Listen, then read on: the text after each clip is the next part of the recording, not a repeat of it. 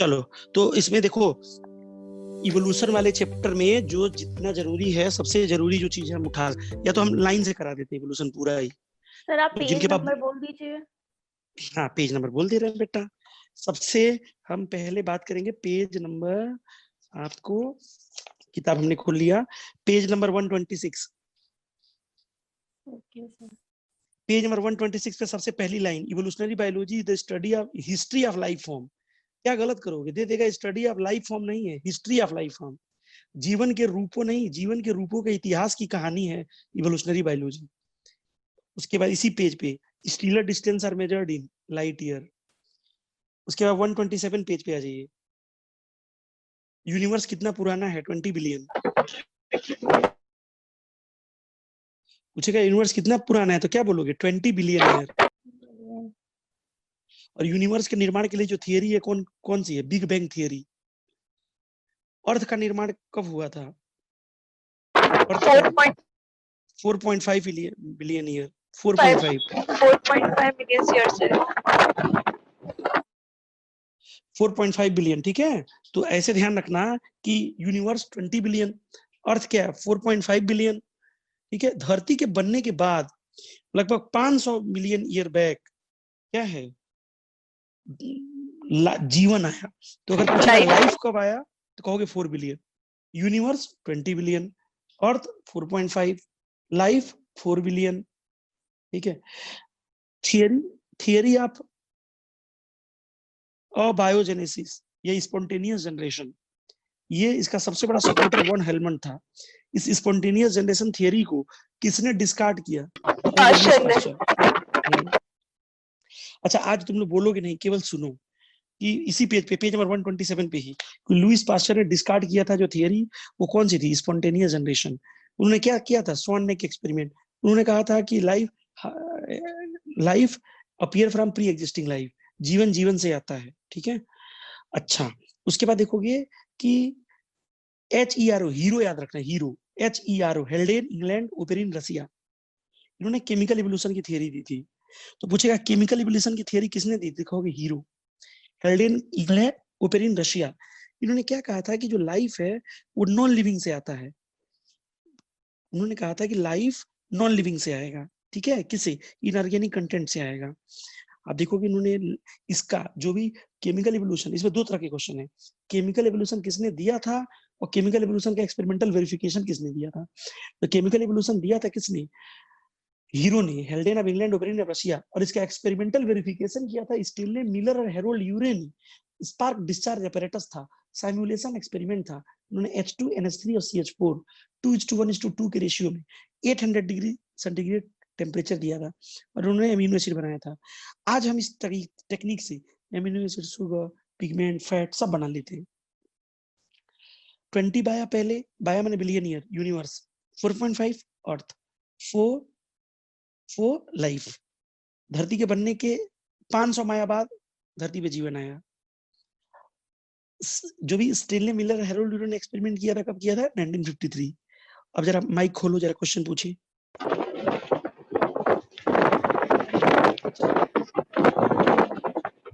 बेटा हेल्डेन कहाँ के थे,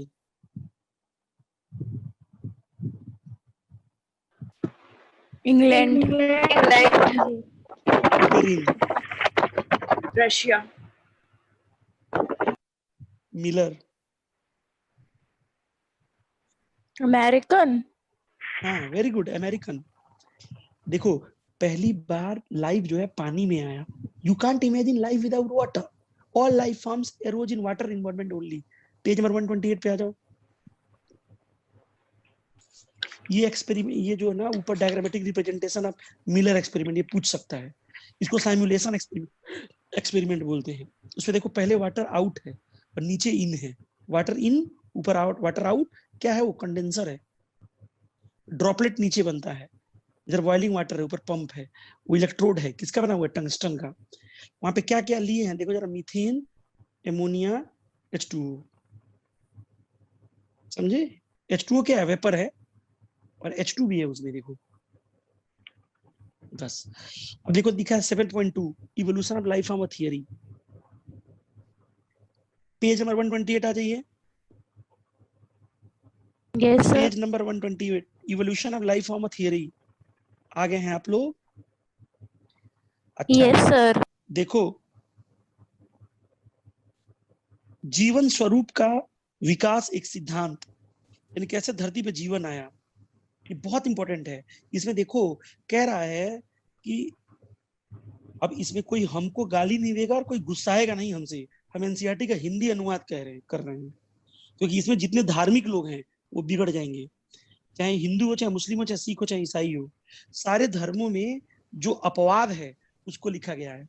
सारे धर्म ये कहते हैं कि जो धरती पे है जैसे था वैसे ही है, ऊपर वाले की मर्जी के बिना कुछ नहीं होता। धरती केवल 4000 साल पुरानी है। एक वैज्ञानिक था जिसका नाम है चार्ल्स डार्विन, वो अपने विश्व समुद्री यात्रा पे निकला, गैलापैगो आइलैंड पे गया एचएमएस बीगल जहाज से। बीगल की स्पेलिंग याद रखना, BEAGLE, एचएमएस बीगल। तो उसने क्या किया, ये पूरी बातों को निराधार कर दिया, कहा कि धरती केवल 4000 साल पुरानी नहीं है, धरती बिलियन ईयर पुरानी है। और दूसरी, कि हर चीज में ऊपर वाले की मर्जी है, तो जितने रेप होते हैं, कांड होते हैं, वो सब ऊपर वाला कराता है, नहीं ना। जितने भी हादसे होते हैं ऊपर वाला का, नहीं ना। मतलब जो जैसे है वैसे नहीं है, पहले कोई और रूप था, आज कोई और रूप है, इवोल्यूशन होता है। नियंदरथल क्रो-मैग्नन क्या मामा के यहाँ गए हैं अपने? नहीं, वो खत्म हो चुके हैं। तो इन सारी चीजों को क्या है, 3 परंपरागत कनोटेशन है, विधान है, मतलब गलत बातें हैं। पहली कि जो जैसे है वैसे ही है, भैया सब बदलते हैं, कोई भी हस्तक्षेप इंसान द्वारा नहीं होता, ऊपर वाला करता है। ऐसा कुछ नहीं है, जैसी जरूरत होती है चीजें वैसे बदल जाती हैं। धरती 4000 साल पुरानी नहीं, बिलियन ईयर पुरानी है। देखो कहते हैं ना, आवश्यकता आविष्कार की जननी है। जैसे जैसे हमारी रिक्वायरमेंट बढ़ी है वैसे वैसे हम इवॉल्व हुए हैं। पेज नंबर 129 पे ऊपर से दूसरी line, there has been gradual evolution of life form. जीवन, there has been gradual evolution of life form, जो जीवन के रूप है ना वो धीरे धीरे आए हैं। समझो, कहते हैं कि अगर अपने जैसा कोई मिल जाए तो काम करने में मजा आता है। तो चार्ल्स डार्विन के ही विचारों से मिलते जुलते विचार एल्फ्रेड वेलेस के थे। एल्फ्रेड वेलेस मलय आर्कीपेलागो में आइलैंड है, एक उपद्वीप है, वहां काम किए थे। तो उन्होंने क्या कहा कि धरती पे युग बदले, बदल गए अवधि, और आए कितने धरती पे काल। मतलब हम बात कर रहे हैं इपॉक, पीरियड और एरा की। एक एरा में कई पीरियड हो सकते हैं और एक पीरियड में कई इपॉक हो सकते हैं। धरती पे समय बीता, बदलता है युग, बदल गए अवधि और बदल गए काल। इस कालांतर में जाने कितने जीव आए और चले गए। जो आने वाले हैं आते हैं, जो जाने वाले हैं जाते हैं। यहाँ पे एक लाइन आपको, geological history of earth closely correlate with the biological history, ये बहुत इंपॉर्टेंट लाइन है। The geological history of earth closely correlate with the biological history, यानी जैसी मिट्टी वैसी फसल वैसे जानवर।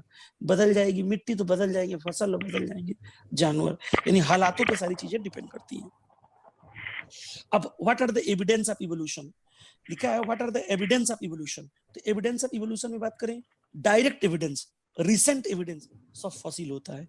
सबसे ज्यादा फॉसिल सेडिमेंट्री रॉक में होता है। रॉक 3 तरह के होते हैं, igneous rock, metamorphic rock, sedimentary rock.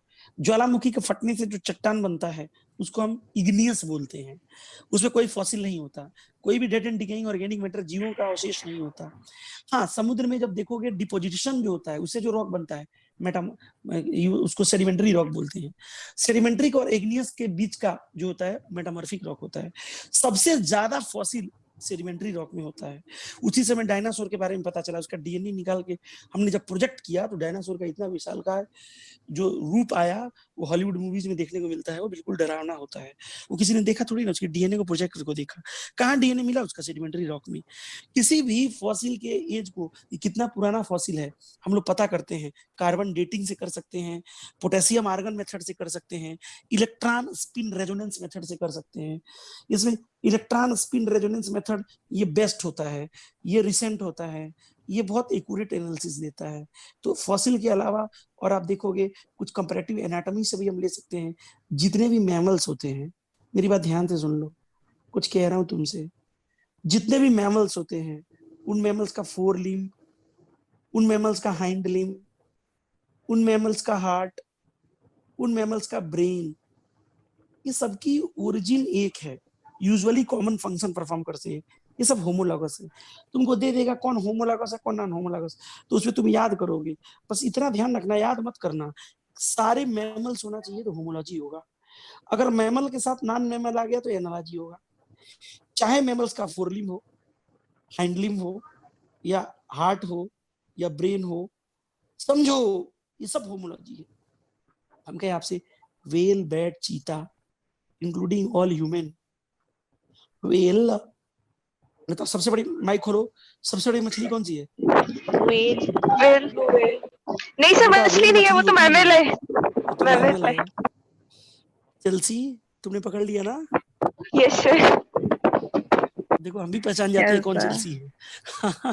सुनो, वेल, बैट, चीता, ह्यूमन, ऑल मैमल, जितने मैमल का फोर लिम्ब, हाइंड लिम्ब, उनका हार्ट, उनका ब्रेन, सब होमोलॉगस ऑर्गन होता। दिमाग में बैठाओ, जितने होमोलॉगस ऑर्गन है इनकी ओरिजिन क्या होती है? ऑलवेज सेम होती है। फंक्शन सेम भी हो सकता है और डिफरेंट भी हो सकता है। आ जाओ पेज नंबर 130 पे, वहां देखो ब्रेंकियोसारस। ब्रेंकियोसारस और स्टीगोसॉरस, ये दोनों जो होते हैं एक ही एंसेस्टर को बिलोंग करते हैं। ब्रेकियोसॉरस पहले आया, बाद में स्टीगोसॉरस आया। स्टीगोसॉरस से ट्राइसेराटॉप्स आए, जबकि ब्रेकियोसारस से टायरानोसोरस रेक्स आया। दुनिया का सबसे खतरनाक रेप्टाइल है टायरानोसोरस रेक्स। 20 फीट हाइट होता है, फियरसम डेगर लाइक टीक होता है, इसकी कटारी जैसे दांत होती है। और इसी स्टीगोसॉरस और ब्रेकियोसारस के बीच में आर्क्योटेरिक्स आई थी। आर्क्योटेरिक्स को बोलते हैं रेप्टाइल और बर्ड्स के बीच का लिंक है, ये एक्सटिंक्ट हो चुकी है, इसको हम मिसिंग लिंक कहते हैं। लिख जाओ, MISSING, मिसिंग लिंक। तो किसको बोलते हैं? आर्क्योटेरिक्स।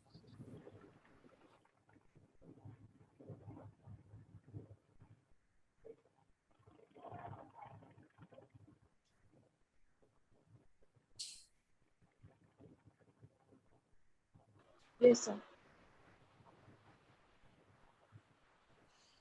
समझना, जो भी आप देखोगे, जो जो स्टीगोसारस और ब्रेकियोसारस में 3 डिसेंडेंट है। पहला डिसेंडेंट आप देखोगे कौन सी? आर्क्योप्टेरिक्स। उसके बाद कौन आए हैं? क्रोकोडाइल। फिर कौन आया? टेरानोडान। बताओ पहले कौन आया? आर्क्योप्टेरिक्स की, क्रोकोडाइल की, टेरानोडान? उसके बाद कौन आया? क्रोकोडाइल। उसके बाद चलो देखो, आपको बता दिया कि जितने भी वर्टिब्रेट के फोरलिम, हाइंडलिम, हार्ट और ब्रेन, ये सब होमोलॉजी है। अब प्लांट्स में अगर उदाहरण दें तो thorn and tendril, bougainvillea. And thorn किसका है? बोगनविलिया का। और टेंड्रिल किसका है? कुकुरबिटा का।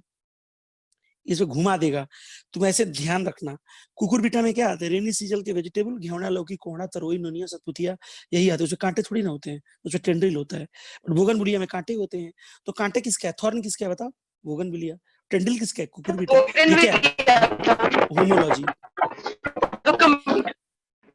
क्या बेटा? होमोलोगस। हाँ होमोलॉगस है, ठीक है। चलो उसके बाद आप देखोगे कि एनालॉगस में क्या होगा? जो डाइवर्जेंट इवोल्यूशन को शो करता है, यानी ओरिजिन क्या होगी उनकी। देखो, ओरिजिन अगर सेम और फंक्शन डिफरेंट या सेम तो होमोलॉजी। अगर ओरिजिन डिफरेंट है तो हम क्या बोलेंगे? एनालॉजी। अगर डिफरेंट ओरिजिन हो, कॉमन फंक्शन हो, यानी convergent evolution, homologous organ are going to show divergent evolution, और analogous organ are going to show sir convergent आपकी इवोल्यूशन। स्क्रीन नहीं आ रही है। क्या नहीं आ रही बेटा? सर स्क्रीन नहीं शो हो रही है आपकी। तो स्क्रीन हमने शो नहीं की है क्योंकि एनसीईआरटी डाउनलोड नहीं हो रहा है। हमने बच्चों से किताब खुलवाया है, सारे बच्चे किताब खोले हैं। आप भी अपना किताब खोल लीजिए, पेज नंबर 131 पे आ गए हैं। किताब है आपके पास? Okay sir. आप बुक खोल लें और 131 131 पेज पे देखोगे। देखो, आई ऑफ ऑक्टोपस और mammal, flippers of penguins and dolphins, समझो, स्वीट पोटैटो पोटैटो, ये सब एनालॉगस ऑर्गन है। तो होमोलॉगस ऑर्गन में आपने देख लिया। अब एनालॉगस ऑर्गन देखने जा रहे हैं। एनालॉगस बेटा जरूर पूछेगा, होमोलॉगस और analogous organ. I of octopus और मैमल क्या है? Analogous. Flippers of penguins and dolphins क्या है? एनालॉगस। समझो, स्वीट पोटैटो पोटैटो क्या है? एनालॉगस। कुल मिला के अपने खोपड़ी में क्या भरना है? अगर ओरिजिन सेम है तो बताओ होमो की है ना? बहुत मारूंगा। ओरिजिन सेम है तो ऑलवेज होमो। होमोलोगस। जाके छत से कूद जाऊंगा मैं।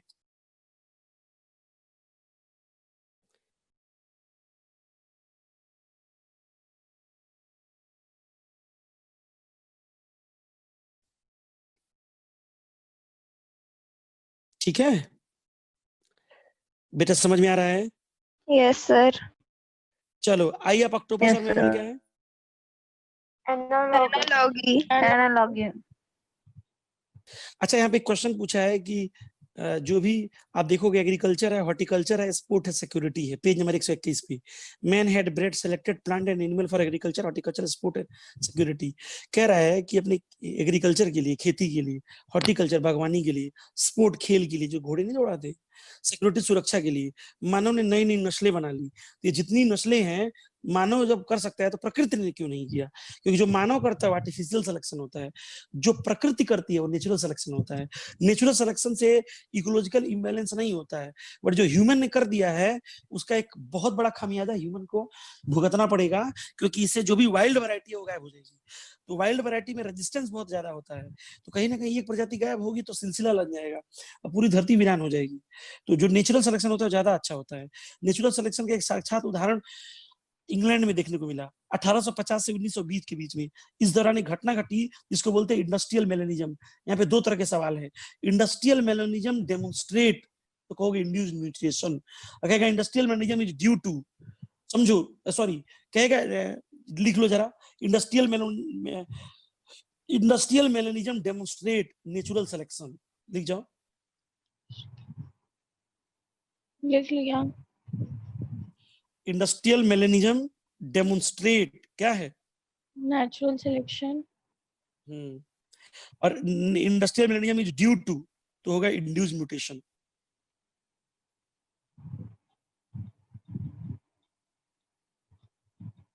सर उसमें तो अडेप्टेशंस होती है ना? क्या बेटा? सर वो तो अडेप्ट करते हैं ना एनवायरनमेंट के हिसाब से। तो वो अडॉप्ट करते हैं तो क्यों करते हैं? उनमें इंड्यूस्ड म्यूटेशन होता है। Okay sir. ये मतलब यही क्वेश्चन गलत होता है। सर कहेगा इंडस्ट्रियल वाला क्या है, वो रिपीट कर दीजिए। इंडस्ट्रियल मेलेनिज्म डेमोन्स्ट्रेट, कहोगे natural selection. Thank you sir. Okay बेटा, industrial melanism demonstrate natural selection. दूसरा, industrial melanism is due to, तो कहोगे इंड्यूस्ड म्यूटेशन। ये किस पे हुआ था? बिस्टन बेटुलेरिया, इसी को बोलते पेपर्ड माथ। देखो पहले जो है ना, ये व्हाइट कलर के ज्यादा होते थे, ग्रे कलर के या डार्क विंग कम थे। बट जब इंग्लैंड में 1850 में कारखाने बने तो धुआं निकला, लाइकन सूख गए। तो लाइकन सूख गए तो जो व्हाइट वाले व्हाइट लाइकन में जो ब्लेंड कर जाते थे वो दूर से दिखने लगी, तो उनको प्रेडेटर उनको खाने लगी। जो डार्क थे वो मेलानाइज हो गए, यानी वो धुएं में वो अडाप्ट कर गए क्योंकि उनके अंदर म्यूटेशन हो गया। तो पहले क्या है, व्हाइट ज्यादा थे, डार्क विंग कम थे, और 1920 के बाद डार्क विंग क्या हो गया? ज्यादा, व्हाइट क्या हो गए? कम। तो नेचुरल सिलेक्शन में कभी किसी का संपूर्ण नाश नहीं होता। अच्छा देखो, पेज नंबर 132 पे आ जाओ। Yes sir. वहां पे सिमिलरली से लेकर और ऑर्गेनिज्म तक, ये पूरा बहुत इंपॉर्टेंट है। आज ह्यूमन ना, देखो थोड़ी सी दिक्कत होती है, दवा खा लेते हैं, मेडिसिन एंड ऑल, ये कहीं ना बॉडी को नुकसान पहुंचाती है और हमारी बॉडी रेजिस्टेंट होती जाती है। आज यूज नहीं बेटा, देखो हर चीज का यूज अच्छा है, चाहे हर्बिसाइड हो या पेस्टिसाइड हो या एंटीबायोटिक हो, लेकिन एक्सेस यूज घातक है। तो अगर हम कहें एक्सेस यूज, चाहे हर्बिसाइड या पेस्टिसाइड या इंसेक्टिसाइड, एक्सेस यूज इनका अगर हो रहा है तो ये क्या करता है? इससे देखो, किसी भी ऑर्गेनिज्म के दो स्ट्रेन होते हैं, एक सेंसिटिव एक रेजिस्टेंट। तो जो भी इंसेक्टिसाइड पेस्टिसाइड एंटीबायोटिक का असर है वो सेंसिटिव पे है, तो वो मर जाएंगे। तो रेजिस्टेंस जो बच जाएंगे उनको कोई कंपटीशन नहीं मिलेगा, तो आउट ऑफ कंट्रोल हो जाएंगे, फिर बीमारियां एकदम बेकाबू हो जाएंगी। तो ऐसे याद रखना, इससे जो इवोल्यूशन होगा उसको हम बोलते हैं इवोल्यूशन बाय एंथ्रोपोजेनिक एक्शन, यानी ह्यूमन के मिसयूज के कारण या एक्सेस यूज के कारण, चाहे हर्बिसाइड हो, पेस्टिसाइड हो, एंटीबायोटिक हो, उससे जो इवोल्यूशन होगा उसको बोलेंगे इवोल्यूशन बाय एंथ्रोपोजेनिक एक्शन। जानते हो, इवोल्यूशन एक रैंडम प्रोसेस है, कहीं भी हो सकता है, किसी भी डायरेक्शन में हो सकता है, तो उसको बोलते हैं स्टोकेस्टिक प्रोसेस। तो बताओ, इवोल्यूशन नॉर्मल प्रोसेस है कि स्टोकेस्टिक प्रोसेस? स्टोकेस्टिक।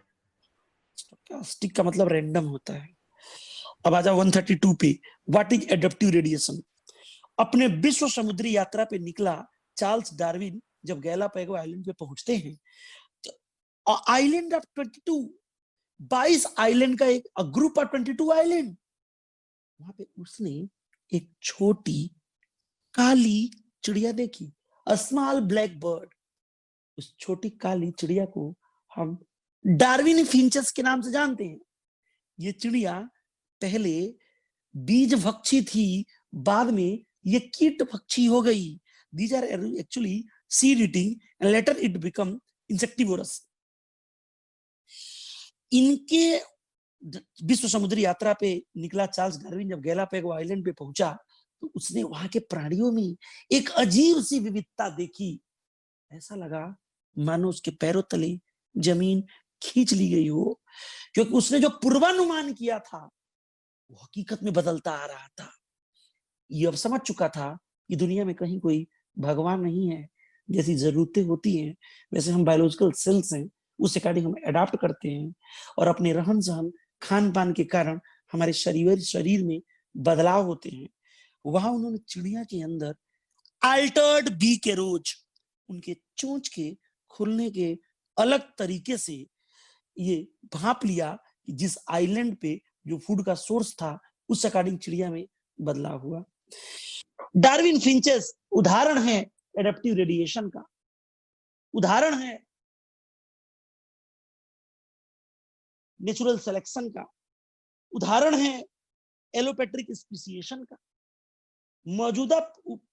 मौजूदा प्रजातियों से नई प्रजाति का जन्म लेना ये स्पीसिएशन है। Formation of a new species from already existing species speciation है। In different geographical region allopatric speciation, in same geographic region sympatric speciation. तो डार्विन फिंचेस किसका उदाहरण है? Natural selection, adaptive radiation, allopatric speciation. Figure 7.6 वहां पे देखो जरा, marsupial radiation.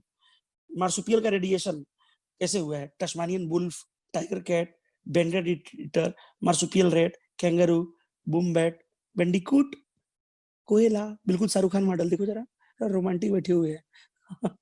Marsupial mole, sugar glider, ये सब मार्सुपियल रेडिएशन है। ये जो लाइन है ना, ये जो लाइन है वो बेटा बहुत तगड़ा पूछेगा। When more than one adaptive radiation have occurred in an isolated geographical region, one can call convergent evolution. मतलब क्या है?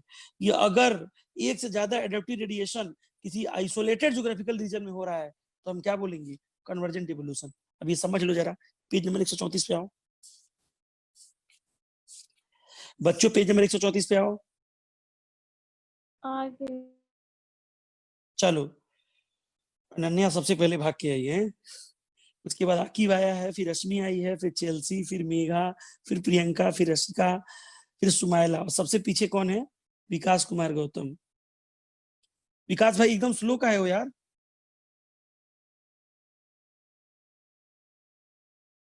विकास, यस सर। बताओ कितना स्लो हो, इतना छेड़ने पे बोलते हो। पेज नंबर 134 आइए सब लोग। फिगर 7.7 देखिए, वहां पे आप प्लेसेंटल मैमल देखिए, mole, anteater, mouse, lemur, flying squirrel, bobcat, wolf, ये सब प्लेसेंटल मैमल है। ये सब डाइवर्जेंट इवोल्यूशन शो करते हैं।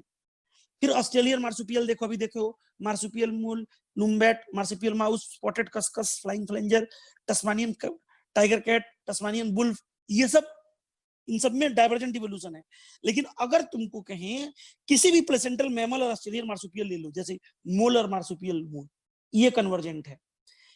आंट ईटर और नुम्बैट कन्वर्जेंट, माउस और marsupial mouse convergent, lemur spotted cuscus convergent. यानी अगर वर्टिकल जाओ तो डाइवर्जेंट, हॉरिजॉन्टल जाओ तो कन्वर्जेंट। जल्दी बोलोगे तुम, कन्वर्जेंट की डाइवर्जेंट, ठीक है? चलो, मोल और एंट ईटर।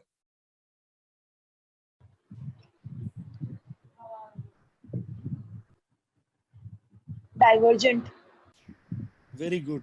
मार्सुपियल मोल और मोल, कन्वर्जेंट। कन्वर्जेंट। चलो, लीमर और स्पॉटेड कस्कस, कन्वर्जेंट। माइक बंद कर लीजिए। देखो अब एक हेडिंग है बायोलॉजिकल इवोल्यूशन।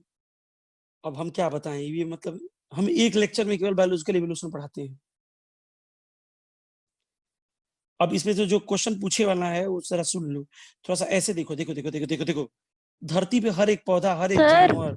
हाँ सर हार्डी विंसपर प्रिंसिपल बता दीजिए, उसमें बहुत कंफ्यूजन हो रही है। ऐसा बताऊंगा कि इस जन्म में नहीं भूलोगी, बस 5 मिनट हाँ रुक जाओ ना। Okay sir. अब आ जाओ बायोलॉजिकल इवोल्यूशन। तो जो भी बायोलॉजिकल इवोल्यूशन है, इतना जान लो कि धरती पे पहले एक सेल बनी, उसी सेल के मेटाबॉलिज्म में डिफरेंस हुआ तो डिफरेंट ऑर्गेनिज्म हो गया। जो भी जो लाइन है, the essence of Darwinian theory of evolution is, तो कहोगे natural selection. What is the essence, माने क्या आधार, डार्विनियन थियरी ऑफ इवोल्यूशन का आधार क्या है, कहोगे natural selection. Rate of appearance of new form link to life cycle या लाइफ स्पेन, जिसका लाइफ साइकिल कम है उसमें नए फॉर्म जल्दी आते हैं। जानते हो, अगर मान लो हम बदमाशी करें, तो अगर मान लो हम कुछ ऐसा काम करें जो सोशल नहीं है, अनसोशल है, तो उसे जानते हो हमारे बॉडी में जो स्पर्मेटोजेनेसिस होगा वो एबनॉर्मल होगा, तो जो हमारा बच्चा होगा वो और बदमाश होगा। समझो बात को, यानी हम अगर चीजें खराब करते हैं तो हमारी आने वाली पीढ़ियां खराब होती है, क्योंकि जो भी हम एडेप्टेशन करते हैं ना, उसका इनहेरिटेशन होता है। Adaptive abilities inherited, it has a genetic basic. समझो, उसका एक जेनेटिक बेसिस है। हमने क्या बोला, adaptive abilities inherited, it has a genetic basis for getting selected and to evolve. Fitness is the end result to get adapted and selected by nature.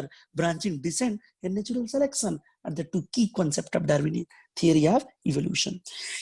समझो, पूछेगा what is the central theme of evolution, तो कहोगे descent with modification. Central theme of evolution, descent with modification. Descent माने होता है संतान, औलाद। देखो दुनिया में नाना प्रकार के जानवर और पौधे क्यों आए हैं, क्योंकि जो भी संतानें आई हैं उन्हें मॉडिफिकेशन हुआ है। मॉडिफिकेशन किस पर डिपेंड किया है, हालात पे। समझो, एक यूज और डिसयूज ऑफ ऑर्गन दिया था किसने, लेमार्क ने। बहुत मजाक उड़ाया था इन्होंने। उन्होंने कहा कि अपने ऑर्गन का अगर जितना ज्यादा यूज करेंगे उतना ज्यादा विकसित होगा। तो कई ऑर्गन ऐसे हैं जिनको यूज कर लो तो खत्म ही हो जाते हैं। समझो, तो क्या है, जैसे आंखों के ज्यादा यूज करो रोशनी खराब चली जाएगी, आंखें अंधे हो जाएंगे। तो यूज और डिसयूज ऑफ ऑर्गन एक फालतू बकवास था, बहुत मजाक उड़ाया लोगों ने। उन्होंने कहा था जिराफ चल रहा था तो नीचे घास खत्म हो गया तो गर्दन उठा के चलने लगा तो उसकी गर्दन बड़ी हो गई। तो लोगों ने कहा कि जो कई ऑर्गन होते बॉडी में हमने यूज नहीं किया था, क्या वो काम ही नहीं करेगा? ऐसा कुछ नहीं है, मतलब फालतू बकवास है। फिर बोला कि विकास एक प्रक्रिया है, प्रक्रिया का परिणाम पूरा गूंजता रहा। इज इवोल्यूशन अ प्रोसेस और अ कॉन्सिक्वेंस ऑफ प्रोसेस? तो बोला इवोल्यूशन क्या प्रोसेस है कि कॉन्सिक्वेंस ऑफ प्रोसेस? तो उन्होंने कहा कि दोनों है, इसका डायरेक्ट आंसर नहीं है। अगर हम कहें ब्रह्मांड का निर्माण, तो कहोगे एक प्रक्रिया है।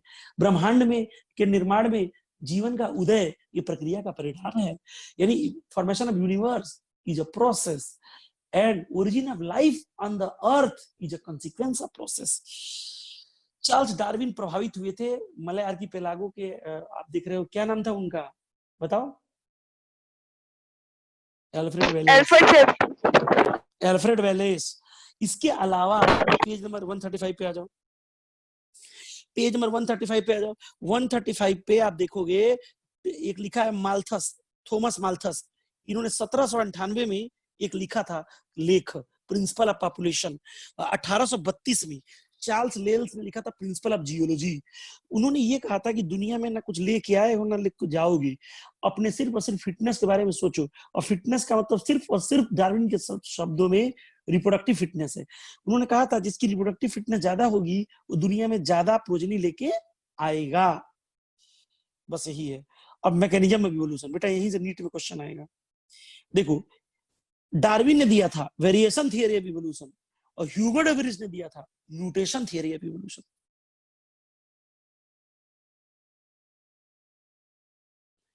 डार्विन ने क्या दिया था? डार्विन ने दिया था वेरिएशन थियरी ऑफ इवोल्यूशन, और म्यूटेशन थियरी ऑफ इवोल्यूशन किसने दिया? ह्यूगो डे व्रिज। ह्यूगो डे व्रिज ने काम किया था इवनिंग प्राइम रोज। इवनिंग प्राइम रोज को क्या बोलते हैं? ओइनोथेरेला मार्कियाना। और उन्होंने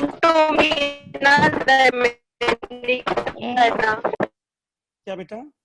चेल्सी तुम्हारी आवाज बहुत कट रही है और लोग। Sorry sir. क्या बोलते बेटा? Sir sorry sir, network problem है, आंसर दे रहे थे। चलो कोई नहीं, अच्छा आंसर दे रहे थे, कोई नहीं। और तो हमने क्या कोरल देखो, अमेरिकन कहते हैं, वो देखो, अनस्टेबल था। Chromosomal aberrant. देखो, जो ध्यान देना है वो तुमसे सीधे पूछेगा म्यूटेशन थियरी इवोल्यूशन, तो ह्यूगो डे व्रीज आलू के खेत में दिए थे, पोटैटो फील्ड, किस पे दिए थे? इवनिंग प्राइम रेस, इसको बोलते ओइनोथेरा लामार्कियाना। उन्होंने कहा कि जो म्यूटेशन होता है, सॉरी, जो इवोल्यूशन होता है वो म्यूटेशन से होता है। उन्होंने कहा था कि म्यूटेशन क्या है? Large difference arise suddenly in population. बस बताओ, जो भी म्यूटेशन है वो स्मॉल डिफरेंस एक लार्ज डिफरेंस। लार्ज होगा। हाँ, obviously large difference arise suddenly in population. उन्होंने कहा था कि म्यूटेशन रैंडम और डायरेक्शनलेस है, जबकि डार्विन ने कहा था कि वेरिएशन स्मॉल और डायरेक्शनल है। कहने का मतलब ये कि डार्विन ने कहा था कि इवोल्यूशन होता है वेरिएशन से, जो कि स्मॉल और डायरेक्शनल है, क्योंकि ह्यूगो डे व्रीज ने कहा कि म्यूटेशन, जो भी इवोल्यूशन होता है म्यूटेशन से होता है, जो कि रैंडम और डायरेक्शनलेस है। तो उन्होंने कहा था कि स्पीसिएशन के लिए जिम्मेदार सल्टेशन है। सल्टेशन का मतलब होता है सिंगल स्टेप लार्ज म्यूटेशन। अब आ जाओ हार्डी विनबर्ग प्रिंसिपल। हाँ, हार्डी विनबर्ग में लोगों को दिक्कत होता है, अब सुन लो ध्यान से, कुछ है ही नहीं। हार्डी विनबर्ग में क्या है? हार्डी मैथमेटिशियन थे और ये ब्रिटिश थे। विनबर्ग फिजिशियन थे, ये जर्मन थे। मतलब फिजियोलॉजी वाले थे विनबर्ग, हार्डी मैथमेटिक्स वाले थे। एक अंग्रेज था तो दूसरा जर्मन, दोनों ने मिलकर एक प्रिंसिपल दिया, Hardy Weinberg principal. Hardy Weinberg principal ये हम रिसर्च वर्क में लगाते हैं। हार्डी विनबर्ग प्रिंसिपल एप्लीकेबल उनके लिए होता है जो नॉन इवॉल्विंग होता है, यानी जिस पे एप्लीकेबल हो गया वो इवॉल्व नहीं हो रहा होगा। अगर इवॉल्व नहीं हो रहा होगा वो तो दुनिया से विलुप्त हो जाएगा। तो हार्डी विनबर्ग प्रिंसिपल का एप्लीकेशन से हम ये पता कर सकते हैं कि धरती पे कौन कब तक रहेगा, कौन विलुप्त होने वाला है, कौन लंबा जाएगा। Hardy Weinberg principal is applicable only and only for non evolving species. तो बताओ, जिनमें हार्डी विनबर्ग प्रिंसिपल एप्लीकेबल है, इवॉल्विंग के कि नॉन इवॉल्विंग के कि दोनों पे?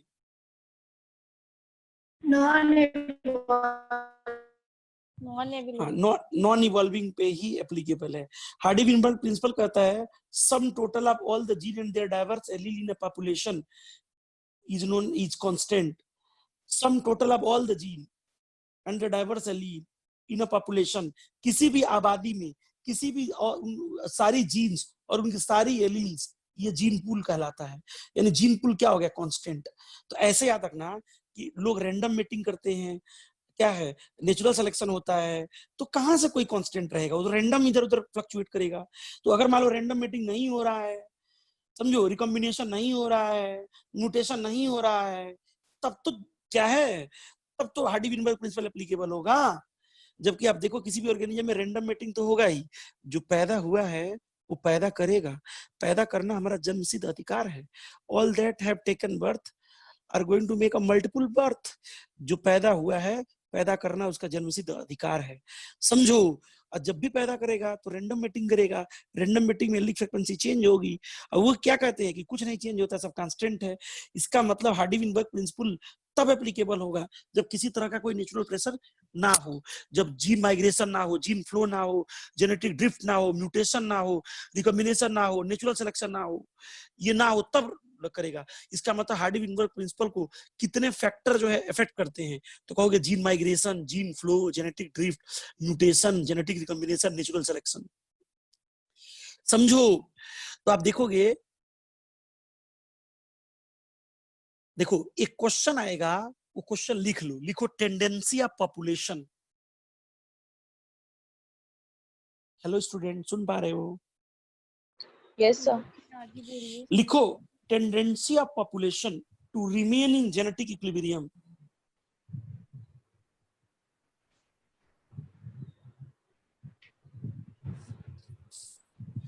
Tendency of population to remain in genetic equilibrium may be disturbed by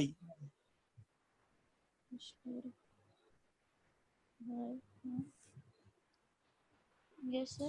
tendency of population to remain in genetic equilibrium may be disturbed by, आगे लिखो, lack of random mating,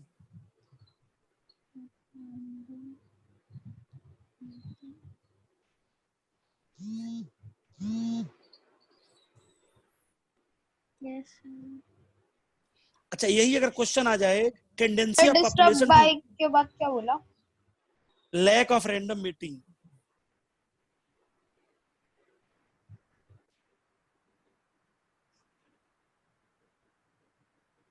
okay sir.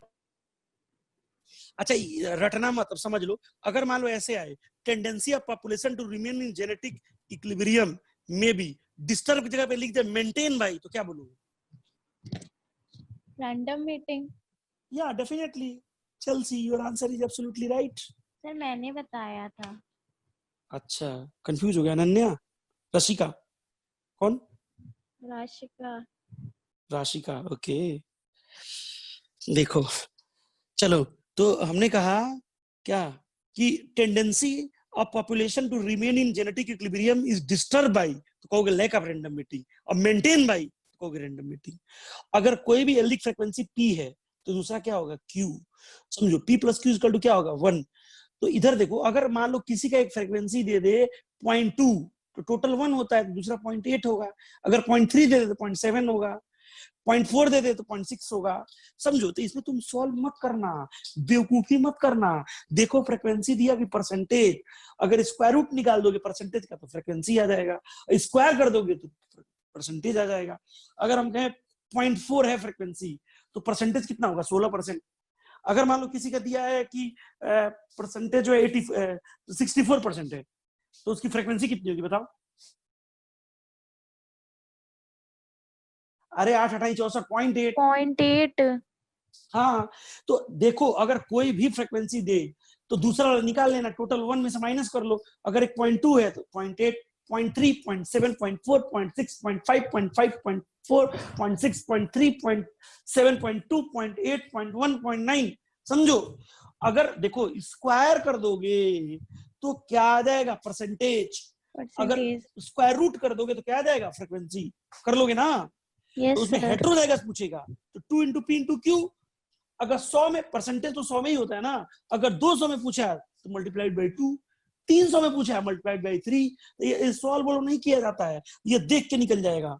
देखो एक का percentage दिया है तो दूसरे का निकाल लो, ठीक है? अगर मान लो दे दिया है कि किसी कोई भी डोमिनेंट हो या रिसेसिव, अगर दिया 0.3 तो दूसरा कितना होगा बताओ? फ्रीक्वेंसी बताओ। 0.9। 0.3 है तो टोटल 1 है, तो दूसरा कितना होगा? 1 में से माइनस करो 0.3 तो क्या होगा? 0.7। परसेंटेज पूछे तो 7 7 49। हेटेरोजाइगस पूछ दे तो 2 इंटू पी इंटू क्यू, 7 3 का 21 दूनी क्या है? 42। 200 में पूछे तो इंटू 2, 300 में पूछे तो इंटू 3। ठीक है, क्वेश्चन लगाना, और ना आए तो व्हाट्सएप पे मुझसे पूछ लेना, ठीक है? अब देखो 3 तरह के सिलेक्शन होते हैं। देखो अगर मान लो गोरे और काले, मान लो लड़का लड़की में एक गोरा है और दूसरा काला है, बच्चे जो है सांवले हो गए, ये स्टेबलाइजिंग सिलेक्शन है।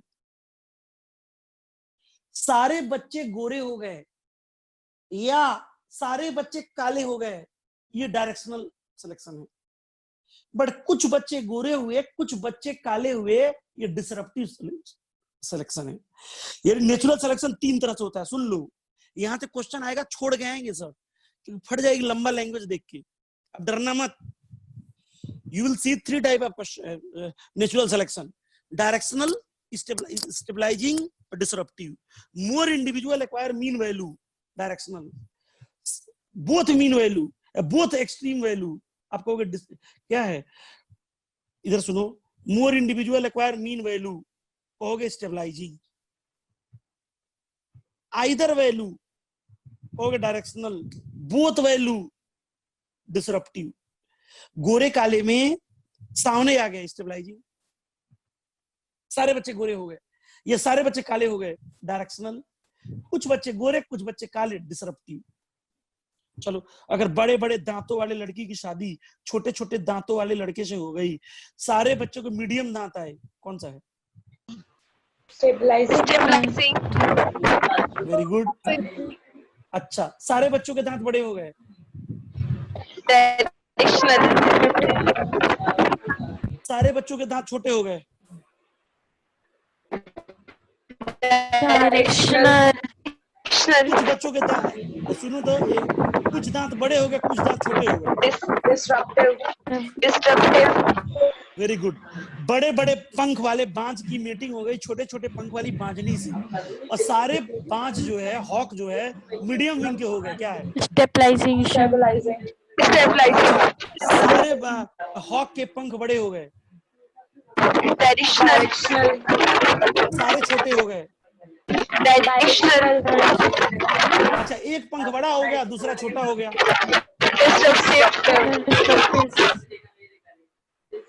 देखो ऐसा है, एक चीज ध्यान से सुन लो, बार बार जीन माइग्रेशन से जीन फ्लो होता है।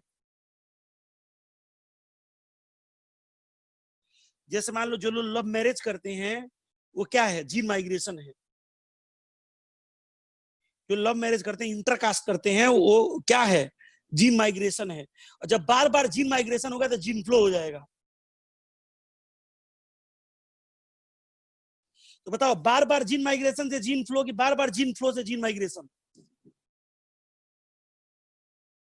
जीन माइग्रेशन से जीन फ्लो। हाँ, ये मत कहो कि जीन माइग्रेशन से जीन फ्लो, ये बहुत जरूर बोलोगे बार बार। यानी एक बार जीन माइग्रेशन होगा तो जीन फ्लो नहीं होगा, बार बार रिपीटेड। ठीक है? Yes sir. कितने फैक्टर हैं जो हार्डी विनबर्ग को इफेक्ट करते हैं? तो 5। Gene migration, gene flow, genetic drift, mutation, genetic recombination, natural selection. अच्छा, अगर मान लो जीन फ्लो सडन हो गया तो उसी को बोलते हैं जेनेटिक ड्रिफ्ट। और genetic drift always and always small population में देखने को मिलता है। बताओ, जेनेटिक ड्रिफ्ट लार्ज पॉपुलेशन में देखते हैं कि स्मॉल पॉपुलेशन? Small population. और जेनेटिक ड्रिफ्ट को हम सीवाल राइट इफेक्ट बोलते हैं। स्मॉल। अब सीधे आ जाइए पेज नंबर 137 पे, और ब्रीफ अकाउंट ऑफ इवोल्यूशन। जल्दी बताओ, 20 बिलियन ईयर पहले क्या आया था? यूनिवर्स। 4.5 अर्थ, 4 लाइफ, 3 आया पहले नॉन सेलुलर लाइफ, 2 आया पहले सेलुलर लाइफ, और 500 आया पहले इन्वर्टिब्रेट, 350 आया पहले जॉलेस फिश, 320 आया पहले सीवीड्स एंड फ्यू प्लांट्स। चलिए, कब आए थे इन्वर्टिब्रेट्स?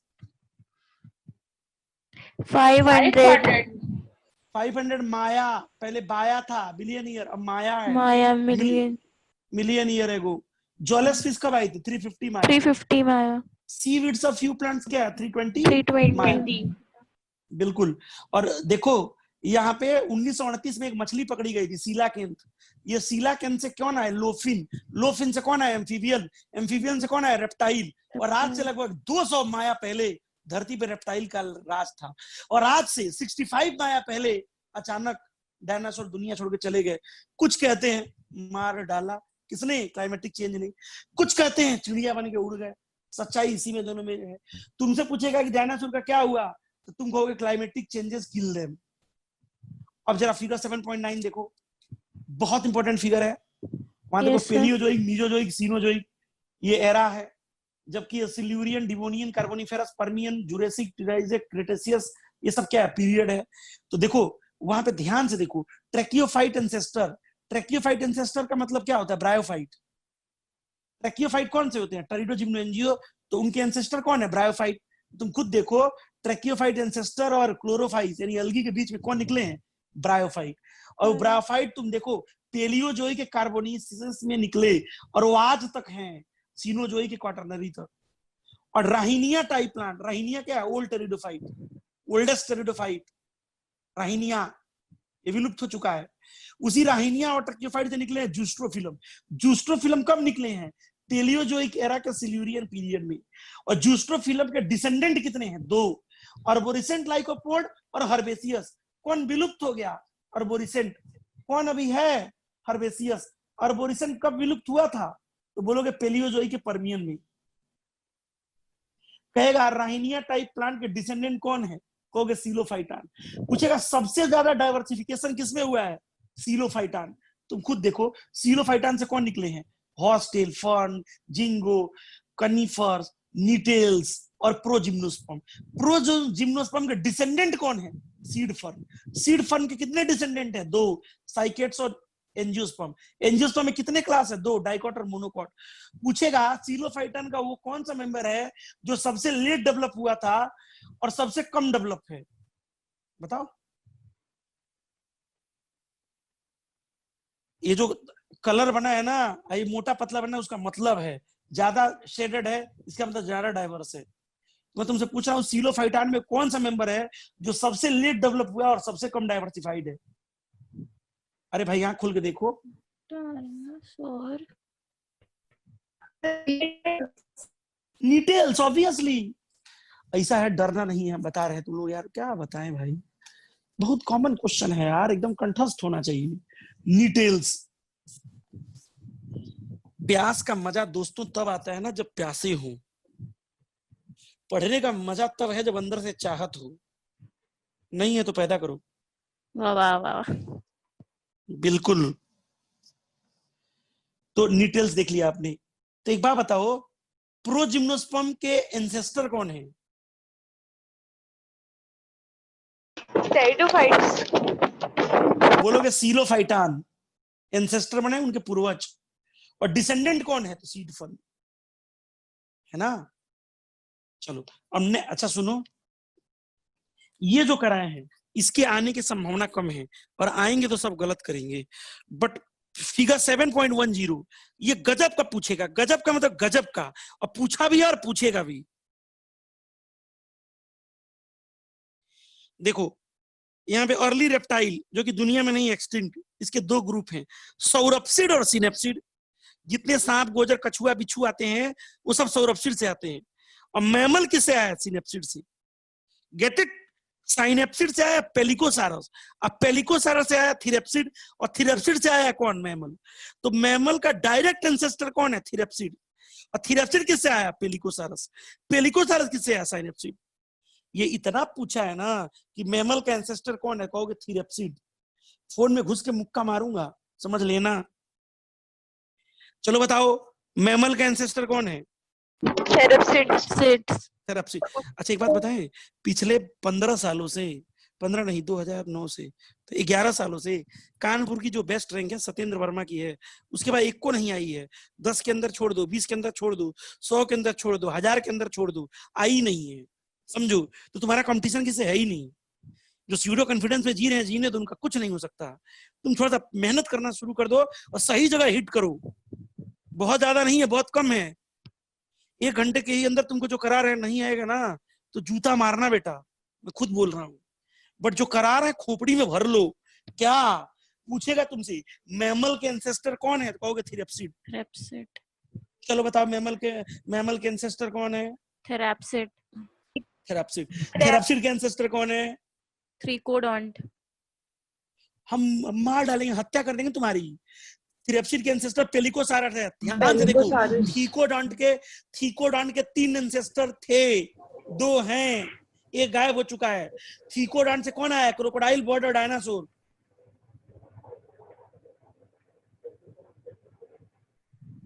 सर नहीं मरना है का? समझ आ रहा ये वाला। आएगा, मैं जिंदा हूं, अभी आएगा। मैंने क्या बोला? थीकोडोंट देखो, चलो चुपचाप थीकोडोंट देखो। देख लिया? यस। हाँ। वहां से देखो, जब तीर जा रहा है तो ऊपर एक चला गया है क्रोकोडाइल, वो आगे गया है क्या? डायनासोर, फिर साइड से गया ऊपर क्या? बर्ड। यानी थीकोडोंट, वो थीरेप्सिड देखो, थीरेप्सिड के नीचे वो देखो ना, तुम जानवर मत देखो, लाइन देखो कहाँ जा रहा है। ठीक। तो बताओ थीकोडोंट के कितने डिसेंडेंट निकले हैं? 2। 3 2 कहाँ? वो क्रोकोडाइल बर्ड, बीच में डायनासोर 3 गायब नहीं हो गया है। 3 यस हम सर। इतना कह रहे हैं ना कि तुम अपना साथ दे दो, मेरा नहीं। ये जितने 10 के 10 दिख रहे हो 100% निकलोगे। 1 महीना मेरे लिए बहुत ज्यादा है। तुमको जो डाउट हो वो पूछो बिना डरे। चलो बताओ थीकोडोंट दिखा कि नहीं तुम्हें? Yes sir.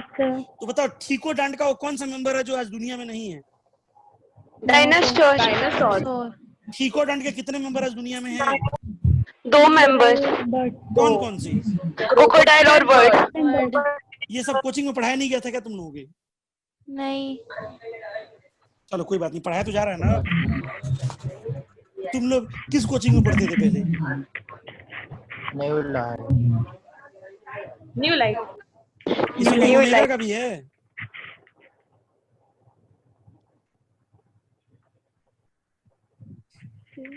चलो कोई बात नहीं, ये बताओ, सुनो, मैमल का रिसेंट एंसेस्टर कौन है?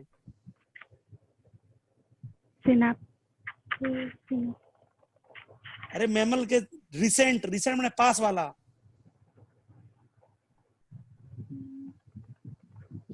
अभी तो बताएं। थेराप्सिड। हाँ, तो डर क्यों रहे हो? एक बार पता है, तुम लोग मन में बहुत डर बैठा हुआ है, हम कैसे निकालें?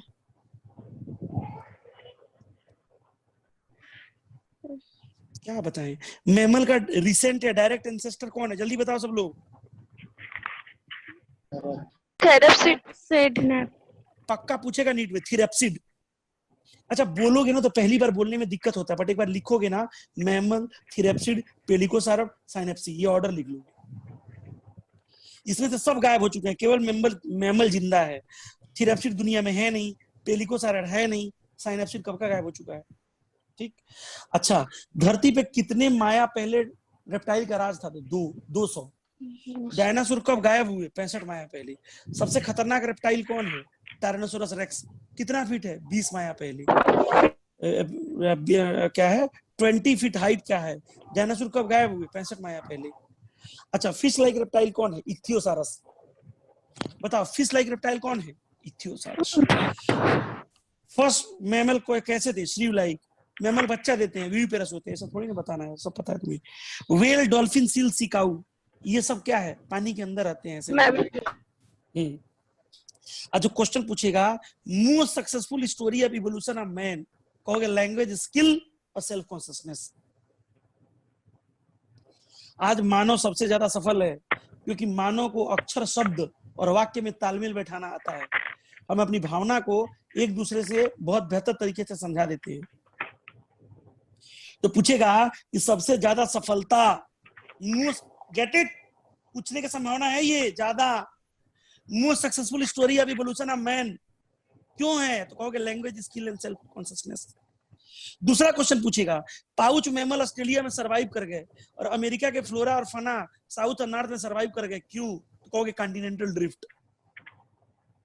एक बात सुन लो, कहेगा कि पाउच मैमल ऑस्ट्रेलिया में सरवाइव कर गए या साउथ अमेरिका और नॉर्थ अमेरिका के फ्लोरा और फना ओवर रिडन है, क्यों? तो कहोगे कॉन्टिनेंटल ड्रिफ्ट। ना समझ में आ रहा तो खोपड़ी में भर लो, कौन ऑप्शन में कॉन्टिनेंटल ड्रिफ्ट दिखेगा तो मार देंगे। लैंग्वेज, स्किल और सेल्फ कॉन्शियसनेस दिखेगा तो लगा देंगे।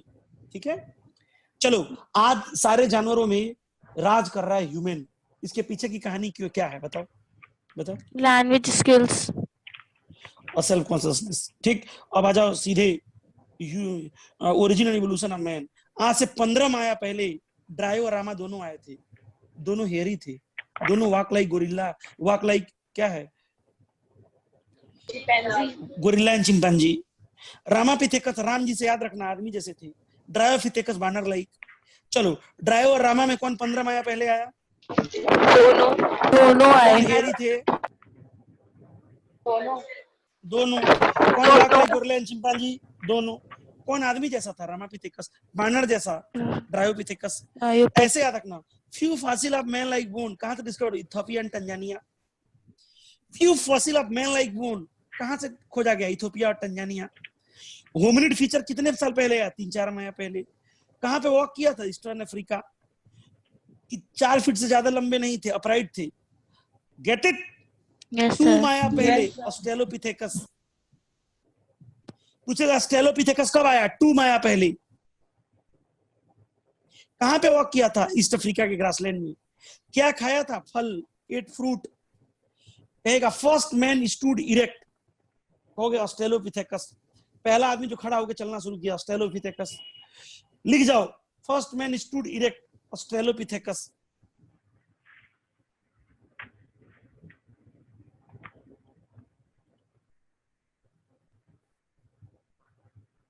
हो गया। फर्स्ट प्री हिस्टोरिक मैन, लिख जाओ, होमो हेबिलिस। जो होमो हेबिलिस है, क्रेनियल कैपेसिटी है 650 से 800 सीसी। होमो हेबिलिस मांस नहीं खाता था, 1891 में होमो इरेक्टस आया, इसी को जावा मैन बोलते हैं। इसका क्रेनियल कैपेसिटी 900 सीसी था, इसने पहली बार मांस खाया। नियंदरथल मैन का क्रेनियल कैपेसिटी 1400 सीसी। और नियंदरथल कब आया था? 1 लाख से 40,000 साल पहले। होमो सेपियंस कहाँ आए थे? अफ्रीका में। 75,000 से 10,000 साल पहले कौन सा एज था? Ice as. एग्रीकल्चर देखो, गुफाओं में पेंटिंग कब शुरू हुई थी? 18,000 साल पहले। खेती किसानी कब शुरू हुई थी? 10,000 साल पहले। 10,000 पहले। हाँ, अच्छा ये बताओ, ह्यूमन ज्यादा क्लोज है गोरिल्ला के चिंपांजी की? चिंपैंजी। पैंजी। सब लोग बोलो। क्यों देखो आंसर होगा दोनों के, दोनों में से एक लगाना होता। देखो on the basis of blood picture, अगर देगा on the basis of blood picture कहोगे gorilla, on the basis of chromosomal banding pattern कहोगे चिंपांजी। लिखो ह्यूमन मोर क्लोज टू, लिखो gorilla on the basis of blood picture, chimpanzee on the basis of chromosomal banding pattern. जब कुछ नहीं दिया blood picture और chromosomal banding pattern, तो तुम प्रायोरिटी दोगे क्रोमोसोमल बेंडिंग पैटर्न को। और क्रोमोसोमल बेंडिंग पैटर्न पे कौन है? चिंपांजी के ज्यादा क्लोज है। तो गोरिल्ला और चिंपांजी में अगर एक लगाना तो चिंपांजी लगाना। ये ध्यान रहे कि क्वेश्चन में लिखा ना हो, अगर ब्लड पिक्चर के बेसिस पे लिखा है तो गोरिल्ला लगाओ, क्रोमोसोमल बेंडिंग पैटर्न के बेसिस पे लिखा है तो चिंपांजी लगाओ। ये तो इतना गलत होता है कि बता नहीं सकते। जो स्कल है ऐसे याद रखना, बेबी चिंपांजी का स्कल एडल्ट ह्यूमन से मिलता जुलता है। सारे लोग बोलो, बोलो बेबी चिंपांजी का बेबी चिंपैंजी का स्कल स्कल एडल्ट ह्यूमन से मिलता है। एडल्ट मेरी बात ध्यान से सुनो, डीएनए फिंगरप्रिंटिंग का फादर एलेक्स जेफरी है, Indian father doctor Laljit Singh है, इंडियन साइंटिस्ट एक और जो जुड़े हैं डॉक्टर वीके कश्यप हैं। डीएनए फिंगरप्रिंटिंग का जो बेसिस है पॉलीमार्फिज्म है। पॉलीमार्फिज्म क्या है? Variation in genetic level arise due to mutation. कहाँ? पॉपुलेशन में। कब? जब फ्रीक्वेंसी 0.01 से ज्यादा हो जाए। डीएनए फिंगरप्रिंटिंग में हम क्या देखते हैं? VNTR, variable number tandem repeat. VNTR 50% पापा से आता है, 50% मम्मी से। आइडेंटिकल ट्विन छोड़ दो तो किसी दो इंडिविजुअल के वीएनटीआर एक जैसे नहीं हो सकते। वीएनटीआर का साइज बता दो, 0.1 to 20 kb। वीएनटीआर को स्टडी करते हैं पॉपुलेशन डाइवर्सिटी को आइडेंटिफाई करने के लिए रिसर्च में और डीएनए फिंगरप्रिंटिंग में। 99.9% लोगों का डीएनए फिंगरप्रिंटिंग सेम होता है, 0.1% क्या है? डिफरेंस है। बट वो 0.1% का डिफरेंस भी मिलियंस में आ जाता है। Human genome project launch in 1990, completed in 2003, 13 साल चला। China, Japan, Germany, France contribution थे। वेलकम ट्रस्ट ऑफ यूके और क्या है national institute of health, US department of energy का कंट्रीब्यूशन था। अब देखोगे इन्होंने इससे जो डाटा निकला उसको हेल्थ केयर, एग्रीकल्चर और एनर्जी प्रोडक्शन तीनों में लगा दिया। अदर देन ह्यूमन जिस बैक्टीरिया का निकाला गया है जीनोम, उसका नाम है हीमोफिलस इन्फ्लुएंजी। फंगस में ईस्ट है। Caenorhabditis elegans non pathogenic free living nematoda है। ड्रोसोफिला एक फ्रूट फ्लाई है। प्लांट में रोडोप्सिस थैलियाना है। मेथोडोलॉजी में देखोगे दो तरीके का है, ईएसटी और SA, express sequence text to find out all the gene that are expressed as mRNA, उनको हम ईएसटीज बोलते हैं। और एक ब्लाइंड अप्रोच होता है जिसमें हम कोड कर लेते हैं, both coding and non coding दोनों। तो उसको उसमें बाद में बताते हैं ये कोडिंग और ये नॉन कोडिंग है, उसको बोलते हैं sequence annotations. Human genome project के सेलिएंट फीचर बहुत जरूरी हैं। ह्यूमन के जीनोम में 316.7 मिलियन न्यूक्लियोटाइड बेस है। एवरेज जीन में 3000 बेस है। सबसे बड़ी जीन डिस्ट्रोफिन है, 2.4 मिलियन बेस है। टोटल जीन जो होता है 30,000 है। पहले मानते थे 80,000 से 1,40,000, खुदा पहाड़ निकली Chuiya. More than 50% discovered gene का फंक्शन अननोन है। लेस देन 2% प्रोटीन को कोड करता है। ह्यूमन के जीनोम में लार्ज पोर्शन रिपीटेटिव डीएनए है। They do not have direct coding function but shed light on chromosome structure, dynamics and evolution. Chromosome 1 में most gene है, 2968, Y में फ्यू जीन है, 231। ह्यूमन के जीनोम में 1.4 मिलियन लोकेशन ऐसे है जहां पे अंतर सिंगल बेस का है, उसको निप्स बोलते हैं। बताओ ह्यूमन जीनोम प्रोजेक्ट कब लॉन्च हुआ था? 1990। कब कंप्लीट हुआ? 2003। कितने साल चला? 13 साल। ये क्या है? Mega project. एक बेस पेयर की सीक्वेंसिंग का खर्चा कितना है? $3। टोटल बेस पेयर कितने? 310.9। टोटल खर्चा $9 बिलियन। ह्यूमन जीनोम के सीक्वेंसिंग के पास जो डाटा निकला, अगर उसको किताब का रूप दें, एक किताब में 1000 पन्ने हो, 1000 पन्ने पे 1000 लेटर हो, तो ऐसी 3300 किताबें लिखी जाएंगी। बट बायोलॉजी का एक नया ब्रांच का जन्म हुआ जिसको बायो मैट्रिक्स कहते हैं। टीआरएनए एडाप्टर होता है, स्ट्रक्चरल होता है, कैटालिटिक होता है। एमिनो एसिड को क्या है एडाप्ट करके लेके आता प्रोटीन सिंथेसिस में। एमआरएनए टेम्पलेट देता है, एमआरएनए उड़ान देता है, एमआरएनए मैसेंजर होता है। एमआरएनए का लाइफ स्पैन सबसे कम होता है। आरआरएनए सबसे स्टेबल है, स्ट्रक्चरल है, कैटालिटिक है। बच्चों याद है? Yes, sir. Yes sir. एक बार खूब अच्छे से रिवाइज कर लेना। हम किसी दिन एक ही लेक्चर में पूरा 12th बोलेंगे, तुम सुनोगे, ठीक है? सर अब आप नहीं पढ़ाओगे? क्यों नहीं पढ़ाएंगे, हम तो रोज पढ़ाते हैं, रोज पढ़ाएंगे। आपको कोई भी तो सर आप दिक्कत ऐसे क्यों बोल रहे हैं? मतलब सर 11th तो आप पढ़ाओगे ना? अरे तो 12th खत्म कर दिया, 11th में आएंगे, ओके सर। ठीक है? और किसी भी बच्चे को कोई भी क्वेश्चन ना आ रहा हो, आप डायरेक्टली व्हाट्सएप पे क्वेश्चन पूछो, मैं पूरा एक्सप्लेन करूंगा। जरूरत पड़ेगी तो 1-to-1 जूम क्लासेस भी ले लूंगा, कोई दिक्कत नहीं है। मेरे लिए जो चीज मैटर करता है आपका सिलेक्शन।